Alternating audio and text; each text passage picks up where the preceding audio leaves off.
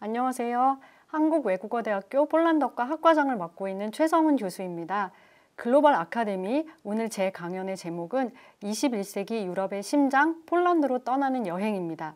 부제는 한국외국어대학교 폴란드어과를 경유하며인데요. 폴란드어과는 대한민국에서 유일하게 한 곳, 한국외대에만 개설되어 있는 유일 학과죠. 한국에서 폴란드로 가려면 외대 폴란드어과를 경유할 수밖에 없다라는 상징적 의미를 강조하기 위해서 제목을 이렇게 정해보았습니다. 또 한 가지 이유는 불과 30분이긴 하지만 여러분과 제가 비대면으로 만나는 오늘의 이 시간이 여행과도 같은 유쾌하고 즐겁고 신나는 시간이 되기를 바라는 마음에서입니다. 오늘의 여행 스케줄을 말씀드릴게요. 첫 번째 목적지는 폴란드입니다. 전공어로서 폴란드어의 전망과 가치를 이해하기 위해서는 폴란드라는 나라가 어떤 나라인지 먼저 알아봐야겠죠. 언뜻 생각하기에는 낯설고 생소한 나라처럼 느껴지실 수도 있지만 오늘 길잡이인 저와 함께 여행을 떠나보시면 폴란드가 생각보다 우리와 상당히 가까운 나라라는 사실을 알게 되실 거예요. 두 번째 스케줄은 오늘의 최종 목적지인 한국외국어대학교 폴란드어과입니다. 한국에서 폴란드까지의 거리는 7,736km, 비행기를 타고 가도 10시간이 넘는 먼 거리입니다. 자, 그럼 지금부터 저와 함께 폴란드로 여행을 떠나볼게요. 걸어서 세계 속으로가 아니라 앉아서 세계 속으로 폴란드어과 편이라고 생각해 주시면 좋을 것 같습니다. 여행 일정이 상당히 타이트하거든요. 조금 바쁘게 서둘러서 진행할게요. 강행군이 되더라도 양해 부탁드립니다. 여러분은 폴란드 하면 가장 먼저 무엇이 떠오르시나요? 2002년 월드컵 본선에서 우리와 첫 경기를 벌였던 나라가 폴란드인데요. 우리에게 2대0으로 큰 승리를 안겨준 나라. 그래서 한국이 4강까지 올라가는데 결정적인 역할을 해준 고마운 나라가 바로 폴란드입니다. 폴란드는 우리의 일상생활에도 생각보다 아주 가까이 다가와 있는데요. 대표적인 예로 폴란드 도자기를 들 수 있습니다. 폴란드 서부에 위치한 볼레스와 비에츠에서 100% 수공예로 만들어지는 이 그릇들은 요즘 한국에서 인기가 아주 많습니다. 폴란드는 유럽 대륙의 한가운데에 위치한 나라입니다. 면적이 남북한을 합한 것보다 2배나 더 넓은 유럽에서 7번째로 큰 대국이고요. 인구도 3,850만 명이나 됩니다. 지도에서 확인할 수 있듯이 동쪽으로는 러시아, 서쪽으로는 독일과 국경을 접하면서 지정학적으로 매우 중요한 요충지입니다. 때문에 역사적으로 주변국들로부터 많은 외침을 겪었고요. 그래서인지 중국과 일본 사이에서 순환의 역사를 겪은 우리와 정서적으로 유사성이 상당히 많은 나라입니다. 폴란드인들의 성향을 살펴보면 한국인들과 비슷한 점이 많습니다. 사람 좋아하고 정 많고 술 마시는 것도 좋아하고 노래나 춤을 즐기는 흥이 많은 민족이라는 점에서 서로 닮은 점이 많아서 깜짝 놀랄 때가 있습니다. 지금 사진에 보시면 손녀딸들과 함께 전통 의상을 곱게 차려입은 폴란드 할머니의 모습이 보이는데요. 우리 한국의 할머니가 떠오르네요. 폴란드는 2004년 유럽연합에 가입한 이후 눈부시게 발전하고 있는데요. 유럽의 한가운데 위치한 지리적 이점을 바탕으로 연평균 4.5%에 달하는 놀라운 경제 성장률을 기록하고 있습니다. 저렴한 인건비, 우수한 인적 자원, 탄탄한 내수 시장을 바탕으로 외국의 투자를 활발하게 유치해서 현재 폴란드는 유럽 내 제조산업의 메카, 신흥 전략 시장으로 급부상했습니다. 요즘 우리나라 기업도 폴란드에 활발하게 투자하고 있는데요. 현재 폴란드에는 256개의 한국 기업이 진출해 있습니다. 지금 화면에 보시면 이정표가 보이시죠? LG화학의 대규모 생산 라인이 들어가 있는 브로츠워프라는 도시의 이정표인데요. 여기 보시면 울리차 세울스카, 울리차 코레안스카, 울리차라는 건 거리라는 뜻이거든요. 이렇게 거리 이름에 아예 한국과 서울이 들어가 있습니다. 그리고 바르샤바 시내 한복판에서도 한국 기업들의 대형 광고판을 자주 볼 수 있습니다. 최근 LG화학에서 분사한 LG에너지솔루션은 전 세계에서 가장 큰 전기차 배터리 생산 기지를 폴란드에 조성했는데요. 9,000명의 직원이 일하고 있는 이 단지는 그 자체로 하나의 소도시라고 할 수 있습니다. 이곳에 폴란드어과 졸업생 20명이 취업해서 다양한 부서에 배치되어 일하고 있습니다. 지금 화면에 나와 있는 건 폴란드에 진출한 한국 기업의 투자 현황 분포도인데요. 폴란드 전역의 다양한 업종에 우리 기업들이 진출해 있다는 사실을 확인할 수 있습니다. 최근 5년 동안의 사례만 보더라도 굵직굵직한 투자가 끊이지 않고 있는데요. 2019년에는 현대 롯템이 폴란드에서 노면 전차를 만드는 사업을 수주하기도 했습니다. 덕분에 폴란드과 졸업생의 미래는 그야말로 장밋빛 탄탄대로인데요. 취업률에 관해서는 뒷부분에서 좀 더 자세하게 말씀드리겠습니다. 자, 지금부터는 폴란드가 낳은 세계적인 위인들을 살펴볼게요. 대표적인 인물로 르네상스 시대의 지동설을 주장한 코페르니쿠스가 있습니다. 낭만주의 음악을 대표하며 피아노의 시인이라 불리는 쇼팽은 폴란드 출신의 위대한 작곡가이자 피아니스트입니다. 폴란드 바르샤바에서는 세계적인 권위를 자랑하는 국제 쇼팽 피아노 콩쿠르이 5년에 한 번씩 열리고 있습니다. 여기서 퀴즈 하나 풀어볼까요? 2015년 제17회 국제 쇼팽 피아노 콩쿠르에서 우리나라 피아니스트가 1등을 했는데요. 지금 여기 화면에 보시면 폴란드 대통령입니다. 안제이 두다 대통령으로부터 우승 메달을 받고 있는 이 젊은 청년은 누구일까요? 네, 바로 조성진 피아니스트입니다. 퀴리 부인으로 널리 알려진 마리아 스코어덥스카 퀴리는 한 번도 어렵다는 노벨상을 2번이나 수상한 과학자입니다. 1903년에 남편인 피에르 퀴리와 함께 노벨 물리학상을 받았고 1911년에 노벨 화학상을 수상했습니다. 주변 열강의 잦은 외침 속에서도 폴란드가 고유의 언어와 문화를 지켜낼 수 있었던 바탕에는 바로 폴란드 문학이 있습니다.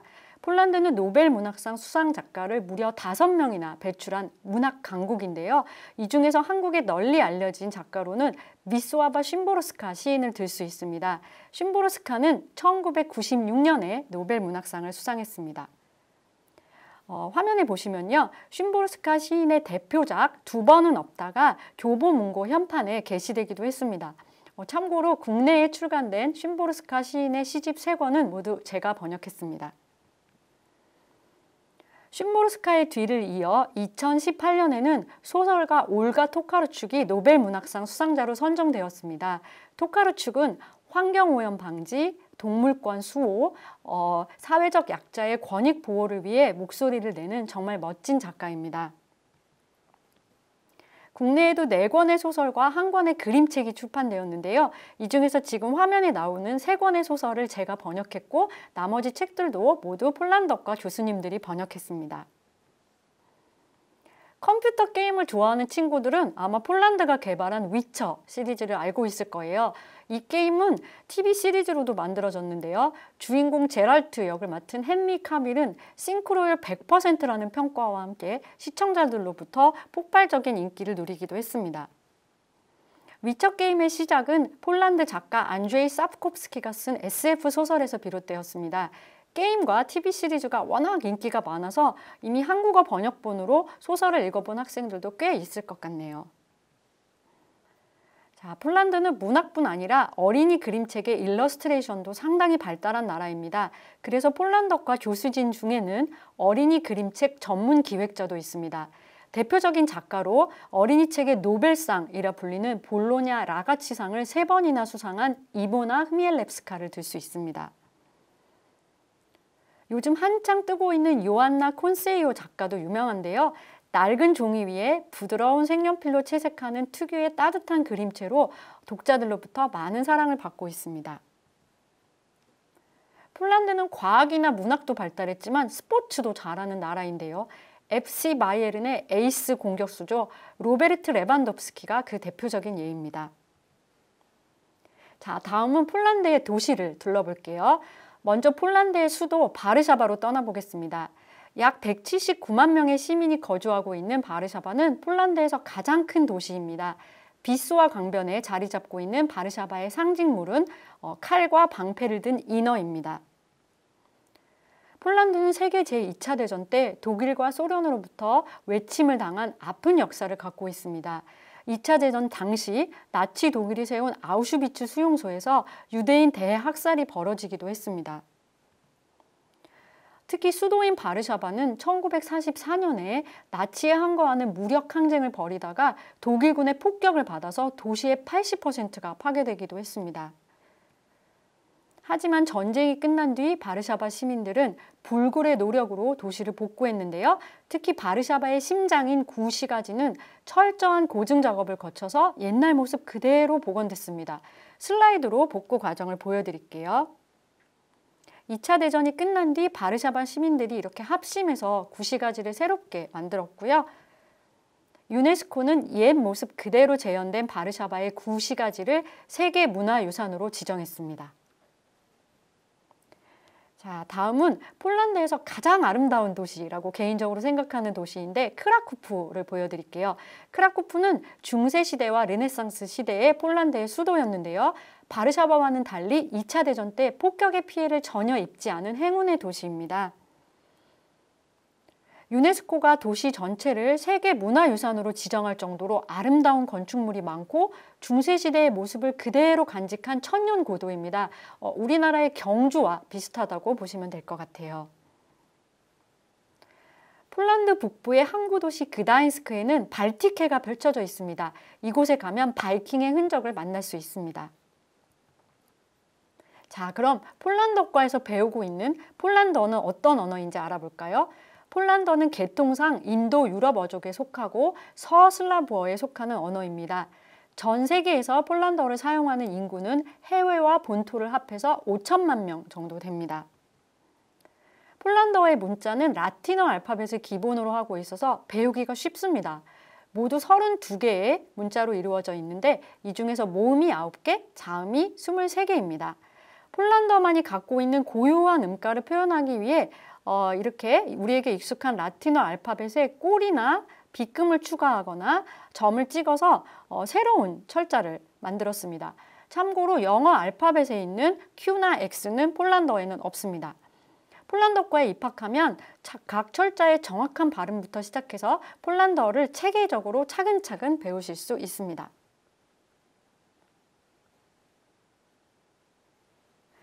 자, 그러면 이제 우리의 여행 스케줄이 절반을 돌아섰는데요. 지금부터는 오늘의 진짜 목적지인 한국외국어대학교 폴란드어과로 떠나보겠습니다. 저는 우리 폴란드어과의 특별함을 크게 7가지 키워드를 통해서 이야기하려고 합니다. 폴란드어과의 어학 수업은 어떻게 진행될까? 폴란드어과 재학생들은 낯선 폴란드어를 어떻게 공부할까? 궁금하시죠? 지금부터 폴란드어과 강의실로 떠나보겠습니다. 우리 폴란드어과의 모토는 신나고 즐겁게 폴란드어를 배우자입니다.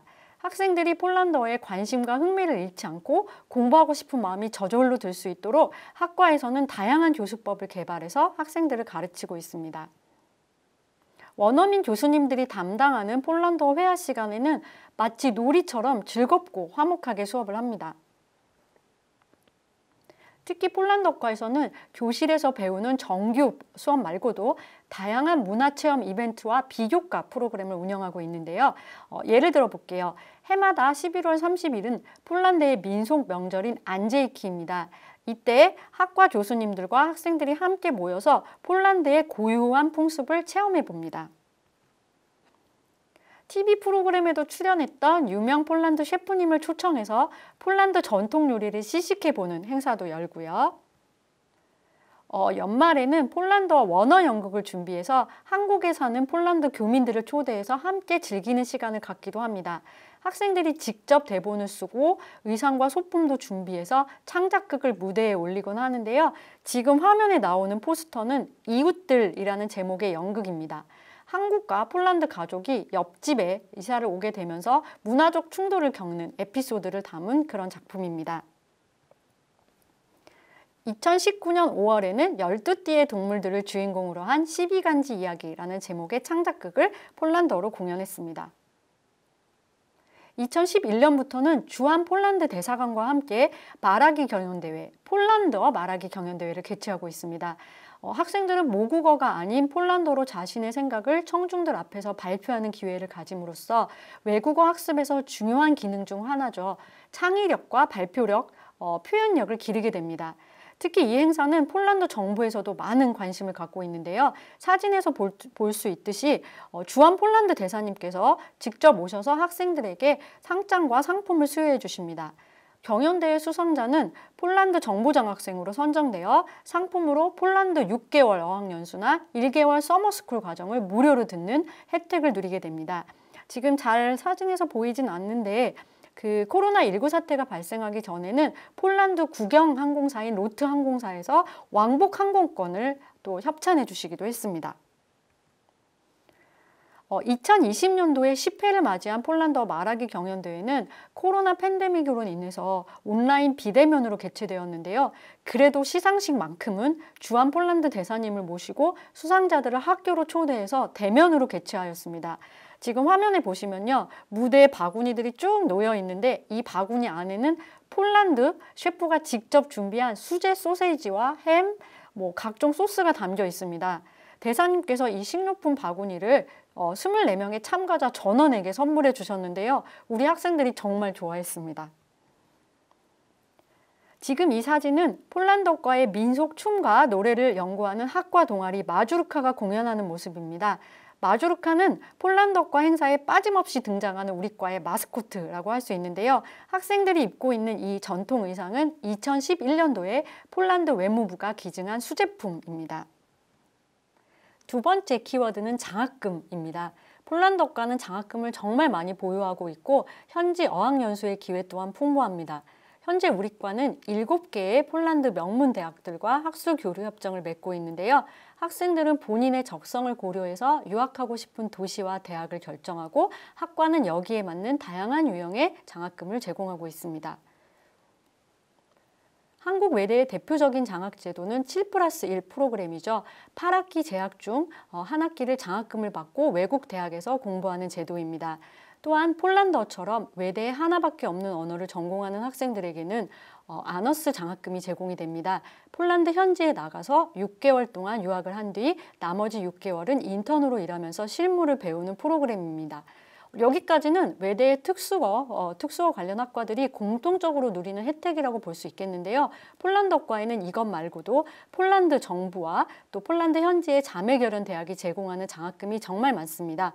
화면에서 볼 수 있듯이 국립 아담 미츠키예비츠 대학과 장학 협정을 체결을 해서 매 학기 10명, 1년에 20명의 학생들을 장학생으로 폴란드에 파견하고 있습니다. 이 학생들에게는 현지 등록금이 면제가 되고 기숙사비도 면제받는 혜택을 제공하게 됩니다. 폴란드 교육부가 매년 15명에서 20명의 학생들에게 제공하는 서머스쿨 장학금도 학과의 자랑인데요. 서머스쿨 장학생들은 여름방학에 한 달 동안 폴란드에 가서 숙식과 어학 수업을 무료로 제공받으며 폴란드어 실력을 키우게 됩니다. 이렇게 학과가 보유하고 있는 장학금을 모두 카운트해보면 1년에 50명의 학생들이 장학금을 받고 폴란드에서 유학을 하는 셈이고요. 다시 말해 외대 폴란드어과에 입학을 하게 되면 8학기 중 한 학기는 자신의 돈을 들이지 않고 장학금의 혜택을 받고 폴란드 현지에서 유학할 수 있는 그런 혜택을 모두가 누리게 됩니다. 지금 폴란드로 유학을 떠난 우리 학생들이 현지의 자매결연 대학에서 공부하는 사진들을 보고 계신데요. 야기엘론스키 대학교나 브로츠와프 대학교 그리고 아담 미츠키예비츠 대학교에서 공부하는 우리 학생들의 모습입니다. 세 번째로 우리 폴란드어과의 자랑은 재학 중 다양한 인턴십의 기회를 제공한다는 점입니다. 현장 실습 경험은 현재 취업 시장에서 핵심적인 스펙이자 경력으로 꼽히는데요. 학습자의 입장에서도 교실에서 배울 수 없는 생생한 구어체 표현도 익힐 수 있고 또 현지의 조직 문화, 기업 문화에 대해서도 배울 수가 있어서 만족도가 상당히 높습니다. 폴란드어과는 바르샤바 코트라 지사에 1년에 2명의 학생들을 파견하고 있습니다. 한국 문화를 해외에 널리 홍보하는 역할을 해보고 싶어하는 학생들에게는 바르샤바에 있는 한국문화원에 파견하는 기회를 제공합니다.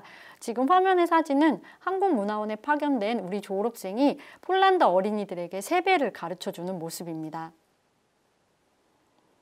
외국인에게 한국어를 가르치는 한국어 조사의 꿈을 갖고 있는 학생들에게는 현지 대학에서 한국어 교원으로 일하면서 시범적으로 한국어 수업을 진행해보는 실습의 기회도 제공합니다. 이처럼 우리 폴란드어과 학생들은 국내라는 좁은 울타리에서 벗어나서 넓은 글로벌 무대에서 자신의 진로를 설계하고 개발하고 가꿔나가고 있습니다. 넷째, 폴란드 정부의 각별한 관심과 지원이 집중되고 있다는 점도 폴란드어과의 자랑입니다. 국내 하나밖에 없는 유일 학과이기 때문에 폴란드 정부가 우리 학과에 쏟는 관심은 실로 어마어마합니다. 대통령이나 외무부 장관이 한국에 오면 일정이 아무리 빠듯하더라도 웬만하면 학과를 방문해서 우리 학생들을 만나고 갑니다. 폴란드 문화부 장관도 우리 폴란드어과를 방문했었고요. 폴란드 부총리도 학과에 이렇게 다녀갔습니다. 2016년과 2017년도에는 폴란드 문화부 장관의 초청으로 학과의 민속춤 동아리 마주르카에서 활동하는 15명의 학생이 폴란드에 다녀왔습니다. 비행기표는 물론이고 체류 기간 동안 숙식을 제공받았고요. 한 달 동안 폴란드에 머물면서 폴란드 국립민속무용단으로부터 전통 춤을 전수받고 폴란드어 수업도 따로 배우고 과정이 끝난 뒤에는 폴란드 관광까지 하고 돌아왔습니다.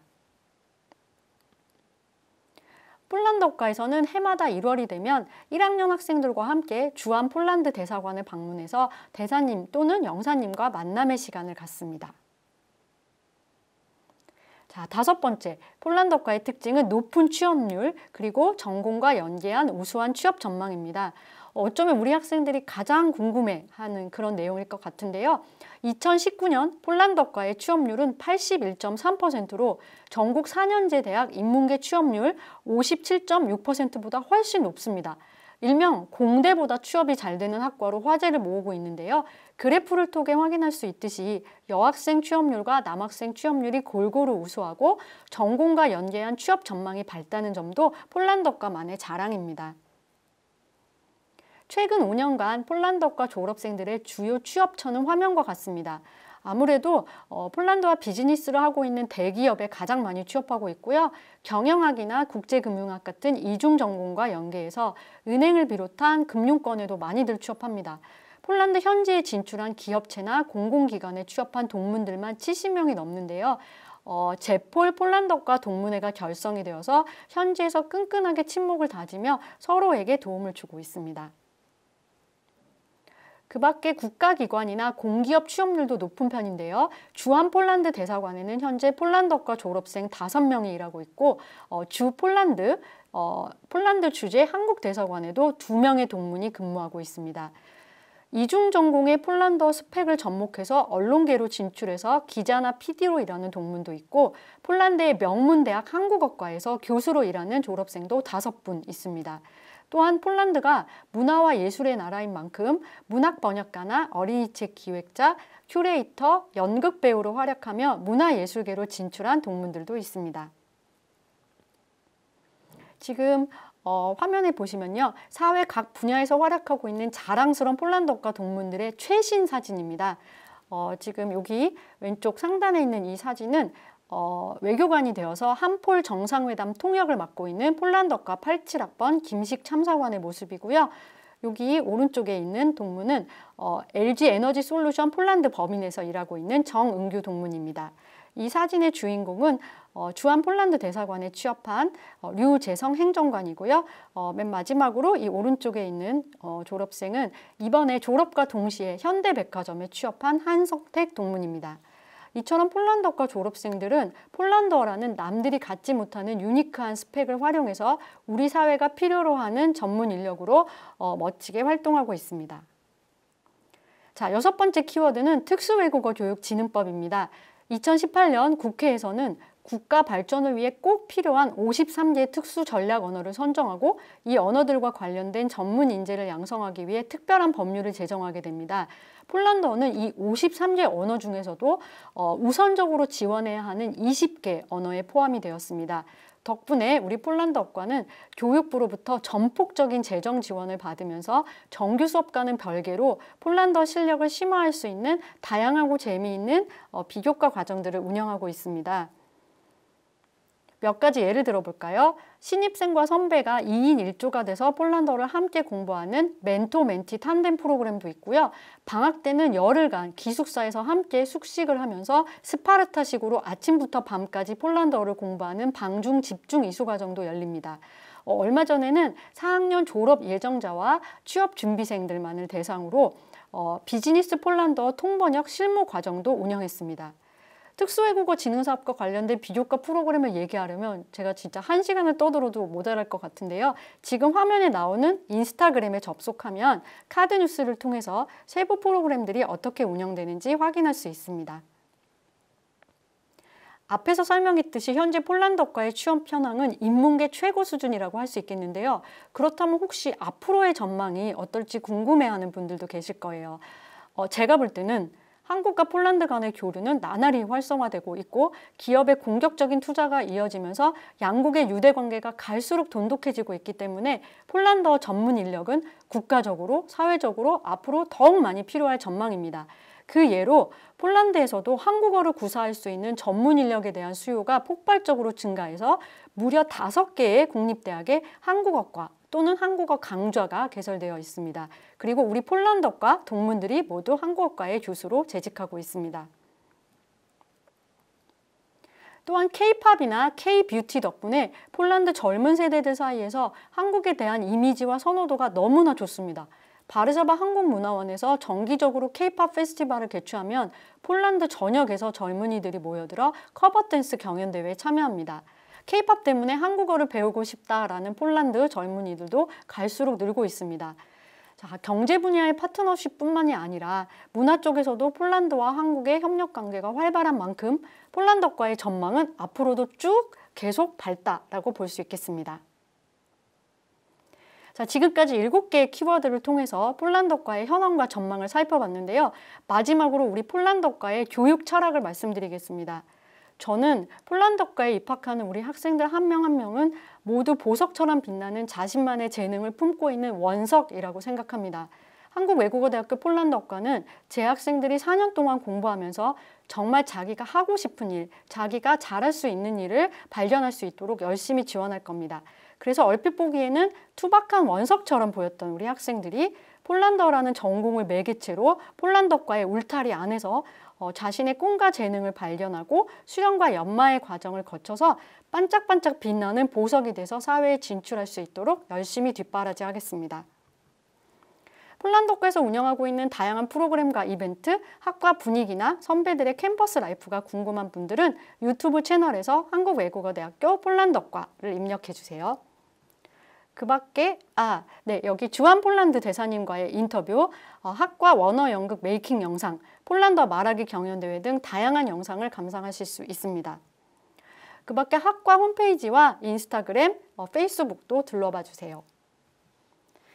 자, 오늘 저와 여러분이 함께한 가상여행은 여기까지인데요. 이 여행이 계기가 되어서 여러분이 가까운 시일 내에 우리 폴란드어과 가족이 되었으면 좋겠습니다. 그래서 가상여행이 아니라 폴란드로 향하는 진짜 여행을 여러분과 함께 떠날 수 있기를 희망해 봅니다. 제 강연은 여기까지입니다. 폴란드어과 선배들과 함께 인사하겠습니다. 감사합니다.